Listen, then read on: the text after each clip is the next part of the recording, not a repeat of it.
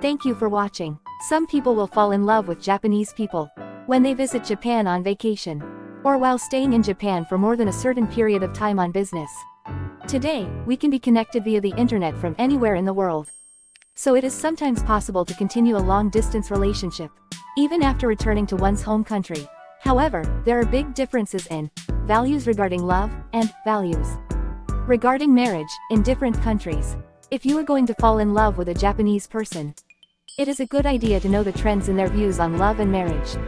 In this article, I would like to explain such Japanese views on love and marriage.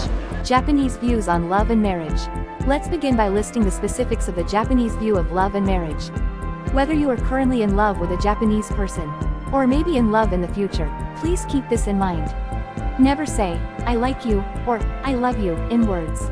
In the West, it is a very natural behavior to say, "I love you," or "I like you," to your favorite lover or spouse.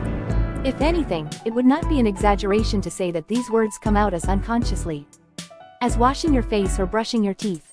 However, Japanese people seldom say such words out loud. Young people in their 20s and 30s today still say them in important situations. But only a minority of couples in their 40s and older say, "I like you," or "I love you," to each other. However, just because they do not say them out loud does not mean that they do not love each other, nor does it mean that they do not love each other. It is embarrassing to say those words. Many of you may not understand why it is embarrassing to say, "I love you," to someone you love.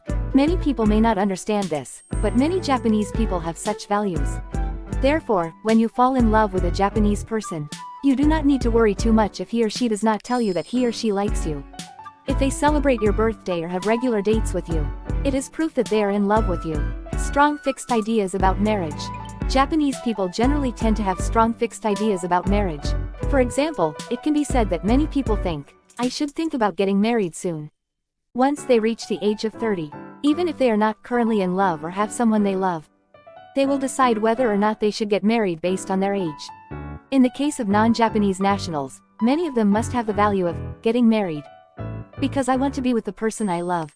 And de facto marriage is becoming more and more common. Although de facto marriage is gradually becoming more widespread in Japan, the percentage is still in the minority. Other stereotypes such as, "You have to have children after marriage," and "You have to quit your job after giving birth," also persist. In many cases, people consider love and marriage to be completely different things. In Japan, what is called marriage activity to get married has become popular. To be precise, there have been marriage agencies organizations for quite some time. And omiai, arranged marriages, in which men and women meet through these agencies, have been frequently conducted. Although it has gone downhill since the 1990s, it has come back into the spotlight since about 2015. There are so many cases where people fall in love for the thrill of romance and look for a new marriage partner while engaging in marriage activities. Of course, there are many people who fall in love and marry the person they fall in love with. But gradually more and more people are thinking that love and marriage are two different things. Therefore, even if you have a fiery love affair with a Japanese person and say, "I want to be with you forever," and "I want to marry you," there is a surprisingly high probability that you will be responded, "I didn't think of it that way." From the late 30s onward, people often suppress their feelings for others. It is normal for people who are single or who became single for a reason to think it is okay to fall in love even in their late 30s and 40s. So if you like someone, you can honestly say you like them, although you need to be considerate if the other person is married. However, Japanese people in their late 30s and beyond tend to hide their feelings of love from others, giving reasons such as, "I'm not old enough to fall in love anymore." If they are swept away by love even though they are good adults, they feel embarrassed and wonder why they are acting like they are in their 20s. Hence, they often behave in a way that prevents them from developing a romantic relationship, even though they want to fall in love with the other person and have a burning love affair. Marriage often leads to centralized money management. In Japan, when two people get married, they often create a common bank account, or the woman manages the man's account. The main account is used to pay for necessary expenses such as rent, utilities, and food, and the man is given a fixed amount of money each month as allowance that he is free to spend. From the perspective of Westerners, where individualism is the norm, this is quite a surprising value system, isn't it? If you fall in love with a Japanese man and start talking about marriage, it would be better to talk about money management. Conclusion. In this article, I have explained the Japanese view of love and marriage.